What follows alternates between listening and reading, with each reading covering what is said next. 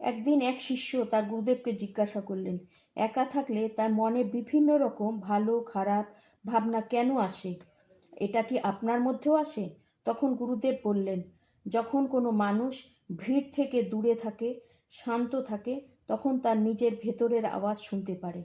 তখন শিষ্য বললেন, তাহলে আমি যখন একা থাকি তাহলে সেটা কেন হয় না? আমাকে অনেক চিন্তায় কেন ঘিরে ফেলে? তখন গুরুদেব বললেন, শোনো, এর আসল কারণ তোমার মন চঞ্চল, অস্থিরতায় ভরা। তাই তোমার মনকে যদি শান্ত করতে চাও, মন স্থির করতে চাও, তবে প্রতিদিন কিছুক্ষণ ধ্যান করো। যখন তুমি প্রতিদিন এই অভ্যাস করতে পারবে, তখন তোমার মন তোমার কন্ট্রোলে আসবে।